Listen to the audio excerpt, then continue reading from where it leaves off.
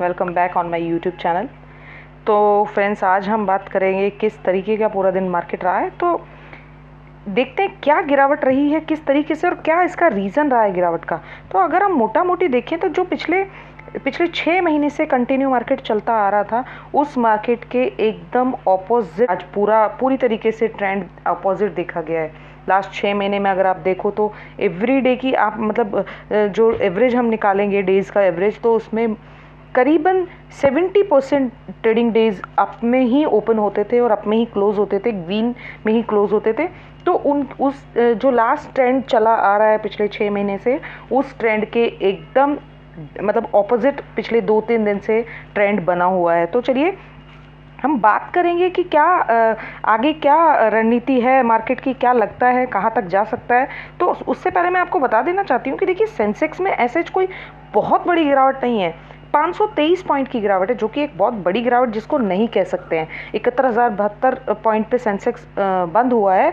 वहीं अगर हम निफ्टी में देखें तो निफ्टी में भी ऐसे कोई बहुत बड़ी गिरावट नहीं है। 0.76 मतलब 1% का भी अगर देखा जाए तो कोई करेक्शन नहीं बोल सकते हैं इसको कि ये प्रॉफिट बुकिंग हो सकती है, या इसको एक मतलब करेक्शन नहीं कह सकते कि एक जो मार्केट में कंटिन्यूसली करेक्शन बहुत ज़्यादा करेक्शन है, या यहाँ से कवर अप होना मुश्किल लग रहा है, या एक वन वे गिरावट, वो हम नहीं कह सकते हैं। लेकिन ये कोई बहुत बड़ी गिरावट नहीं है।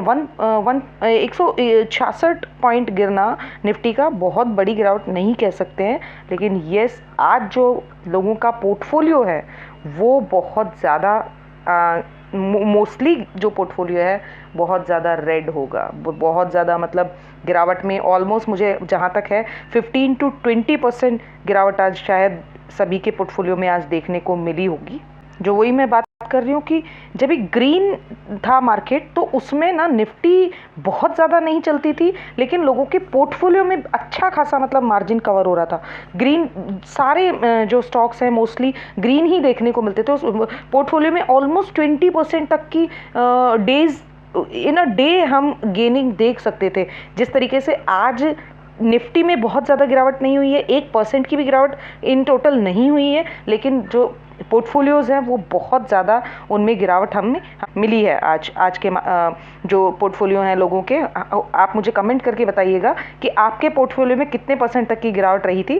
तो चलिए आगे हम बात कर लेते हैं। तो वही है कि देखिए, निफ्टी में जो वेटेज रखते हैं अच्छी खासी, अगर हम उसकी हम बात करें, जैसे रिलायंस इंडस्ट्री है, बहुत ज़्यादा गिरावट रिलायंस इंडस्ट्री में भी नहीं है। अगर अपन HDFC बैंक देखें तो HDFC बैंक में भी कुछ खास गिरावट मतलब 0.80% की गिरावट है, जो कि कोई बहुत बड़ी गिरावट नहीं है। तो क्या क्या रीज़न है आज बाहर के मार्केट्स, अगर हम ओवरऑल देखें तो आज बाहर के मार्केट्स भी फ्लैट है, बहुत ज़्यादा मतलब बाहर के मार्केट्स में भी गिरावट नहीं है। देखिए, नैस्डैक अगर देखें तो नैस्डैक में भी करीबन 1.25% की इसमें तेज़ी चल रही है। आप डाउ फ्यूचर देखेंगे या बाहर के ग्लोबली मार्केट सारे न्यूट्रल जोन में ही ट्रेडिंग हो रही है उनमें। तो निफ्टी में एक तो जो सबसे बड़ी चीज़ है कि जो एक इसका सपोर्ट लेवल मैंने बात किया था 21,750, इसका जो सपोर्ट लेवल है वो आज निफ्टी ने सुबह एक बार ओपनिंग अच्छी हुई थी 21,800 पे, लेकिन यहाँ इसका सपोर्ट लेवल जो ब्रेक हुआ उसके बाद कंटिन्यूसली निफ्टी नीचे आई है और 21,575 का एक बार ही लो बना के गई थी। तो ये एक थोड़ा सा देखने वाली बात हो सकती है कि जब भी 750 का लो ब्रेक होगा और वहाँ अगर सस्टेन करता है तो वहाँ से निफ्टी नीचे आ सकती है। ये हम पिछले वीडियोस में बात भी कर चुके हैं निफ्टी के रेजिस्टेंस और निफ्टी के सपोर्ट लेवल की। तो यस, 21,750 निफ्टी का बहुत ही एक इंपॉर्टेंट सपोर्ट लेवल था। आप लास्ट अगर इसका क्लोजिंग देखेंगे, फ्राइडे ट्रेडिंग का क्लोजिंग देखेंगे तो 21,782 पे क्लोजिंग दिया था। मतलब तब तक इसने उसमें था करेक्शन था फ्राइडे को भी, लेकिन इसने सपोर्ट अपना नहीं ब्रेक किया था। लेकिन आज निफ्टी ने अपना जो है सपोर्ट ब्रेक कर दिया है। तो यहाँ से आगे क्या करना है उसके बारे में हम बात करेंगे। तो पहले आप आज देख लेते हैं FIS और DIs का क्या किस तरीके से रुझान रहा है मार्केट में, तो वो हम बात कर लेते हैं। ओवरऑल अगर हम देखें तो ये देखिए, ओवरऑल अगर मैं आपसे बात करूँ FIDIs की, तो उन्होंने ये देखिए 12 फरवरी को बहुत ज़्यादा मतलब कुछ सेलिंग प्रेशर, क्योंकि लास्ट जो ट्रेडिंग वीक था उसमें DIIs की कंटिन्यू सेलिंग आ रही थी। और आज अगर हम देखें तो 9,156 करोड़ की उसने बाइंग की है, उसके एवज में 9,030 करोड़ की उसमें सेलिंग है। मतलब ओवरऑल उसने 126 करोड़ की बाइंग ही की है FIs ने। वहीं DIIs ने 11,183 करोड़ की बाइंग की है और 9,472 करोड़ की ही सेलिंग की है। तो कह सकते हैं कि इन लेवल्स पे जो है DIIs और FIs ने आज जो है मार्केट में ओवरऑल बाइंग की है। तो जो निफ्टी के लिए है ये एक अच्छा लेवल देखा जा सकता है कि 21,000 अगर यहाँ से मतलब 21,650 को क्रॉस करती है तो शायद निफ्टी में 21,500 के लेवल दिख सकते हैं, 21,500 21,450 के लेवल दिख सकते हैं। लेकिन येस, ये जो लेवल्स हैं ये निफ्टी में बाइंग के लेवल्स बन सकते हैं, BOD बाइंग ऑन डिप्स, ये वाले जो लेवल्स हैं वो यहाँ पे एक बारी हम उनको हमें नज़र आ सकते हैं। तो चलिए निफ्टी की बात हो गई, आगे हम बात कर लेते हैं जो मोस्ट डिमांडिंग स्टॉक अभी बना हुआ है NHPC। क्या NHPC का रिजल्ट रहा और क्या NHPC में आगे करना चाहिए, क्या होल्ड करना चाहिए या इन लेवल्स पे निकल जाए, तो उसके बारे में हम बात करेंगे। चलिए, तो जैसा कि आप देख सकते हैं NHPC आज काफ़ी मतलब हद तक करीबन 15% की इसमें गिरावट हमें देखने को मिली है NHPC में। और आगे NHPC में किस तरीके के इसके रिजल्ट आए उसकी पे बात कर लेते हैं। तो देखिए NHPC के जो है बहुत अच्छे कोई रिज़ल्ट नहीं आए हैं और उसका हमें पूरा इम्पैक्ट, क्योंकि रिज़ल्ट मार्केट के दौरान ही आ गए थे। तो NHPC उस टाइम तो करीबन 86-87 रुपीज़ पे ट्रेड कर रहा था जब भी बिफोर रिज़ल्ट, लेकिन जैसे ही रिज़ल्ट आया उसके बाद यहाँ से करीबन 8 से 9 रुपये की इसमें गिरावट देखी गई और 77-78 रुपये की रेंज में ये ट्रेड करता हुआ नज़र आया था। तो NHPC के रिज़ल्ट कुछ नहीं, बहुत हद तक काफ़ी 19% की प्रॉफिट में गिरावट देखी गई है। चलिए आगे हम बात कर लेते हैं, क्या पूरा इन डिटेल बता देती हूँ।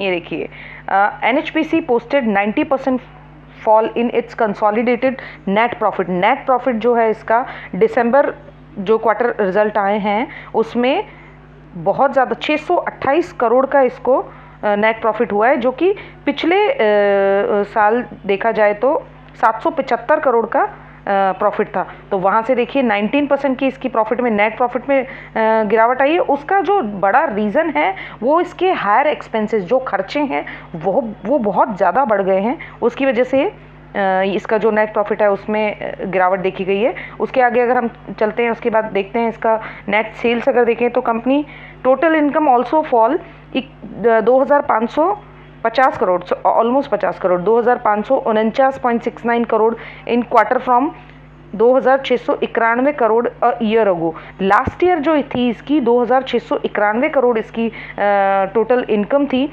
उसके कंपैरेटिव इस साल जो है 2,549 करोड़ इसकी इनकम रही है।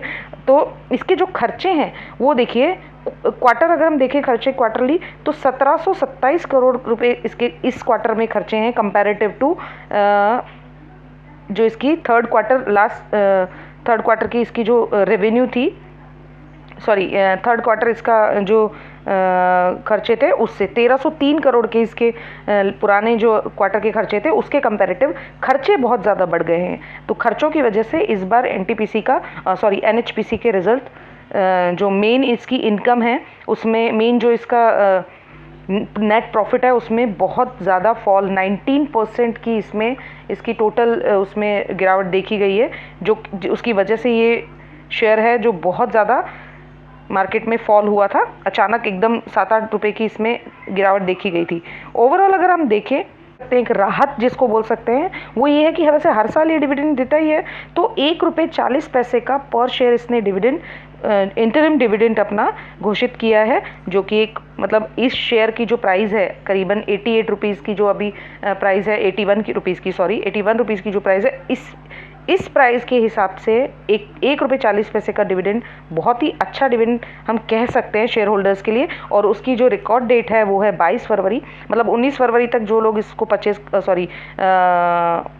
जो जिनके पास 22 फरवरी तक ये शेयर डीमेट उनके अकाउंट में अगर होंगे तो उनको 1.40 का पर शेयर डिविडेंड मिल सकता है। ओवरऑल अगर हम इस पर बात करें तो देखिए बहुत कंपनी जो है बहुत अच्छी कंपनी है। आने वाले टाइम में बहुत इसके प्रोजेक्ट्स हैं जिन पे ये काम करेगी। सोलर एनर्जी और विंड एनर्जी का जो डेवलपमेंट रहेगा उसमें इसका बहुत मेजर रोल रहेगा। तो यस, कंपनी में मतलब कुछ ऐसे गिरावट किस जो आई है, ये प्रॉफिट बुकिंग हम कह सकते हैं इसको, कि बिकॉज वन वे इसमें हर पीएसयू सेक्टर्स में, वो एनटीपीसी ले लो, एनएचपीसी ले लो, एनबीसीसी, इन सारे जो पीएसयू या जिसमें वो रेलवे के सेक्टर्स हो सकते हैं, रेल के सेक्टर हो सकते हैं, भले ही वो बैंक के सेक्टर हो सकते हैं पीएसयू सेक्टर्स, तो हर सेक्टर्स में बहुत ही गिरावट आज के दिन देखी गई थी। उसी का एक वो इम्पैक्ट था, और एक इसके जो रिजल्ट्स आए हैं, जो इसके आंकड़े आए हैं वो बहुत ख़राब आए थे, वो इम्पैक्ट था जो मार्केट ये इतना यहाँ से इस रेट पर ये शेयर आ गया है। बाकी अगर ओवरऑल इसमें देखा जाए तो इसमें भी सेम बीओडी वाला बाय ऑन डिप्स पे हम इसको बाय करेंगे, और इसमें अपनी पोजीशन एक बारी जो किसी के पास रखा है तो यस, लॉन्ग टर्म में थोड़ा सा इसको शायद समय लग सकता है, क्योंकि काफ़ी नीचे आ चुका है और इसके रिजल्ट्स भी इस तरीके के हैं, तो शायद इसमें थोड़ा सा वक्त लग सकता है। लेकिन यस, इस शेयर जो कंपनी है ये बहुत बढ़िया कंपनी है। कंपनी की अगर हम मार्केट वैल्यू देखें तो मार्केट वैल्यू भी बहुत अच्छी है। देखिए, चलिए उस पर भी हम बात कर लेते हैं। देखिए, करीब 81,365 करोड़ की कंपनी है, तो ऐसे मतलब इसमें कोई नेगेटिव कुछ दिख नहीं रहा है। ये है कि ठीक है, एक बारी प्रॉफिट बुकिंग इसको कह सकते हैं कि प्रॉफिट बुकिंग इसमें हो गई है। चलिए, तो आगे हम यही है एनएचपीसी पे बाय ऑन डिप्स की स्ट्रेटेजी बना के, और इस शेयर को एक बार आप लॉन्ग टर्म के लिए होल्ड कर सकते हैं। और ये मार्केट का एक ही फंडा है कि आपको पेशेंस रखना पड़ेगा, पैनिक में ना आए। 21,450 का लेवल एक बार शायद निफ्टी में आपको देखने को मिल जाए, तो उस लेवल पे अपने पोर्टफोलियो में स्टॉक्स को या निफ्टी को ऐड करें। और अगर ये वीडियो आपको इन्फॉर्मेटिव लगती है तो ज़रूर वीडियो को लाइक कीजिए और सब्सक्राइब करें। नोटिफिकेशन का आइकन ज़रूर प्रेस करके रखिए, जिससे कि इस तरीके की वीडियोस, इस तरीके की अपडेट आप तक आ सके। नेक्स्ट वीडियो के लिए आपसे मिलती हूँ, तब तक के लिए टेक केयर, बाय बाय।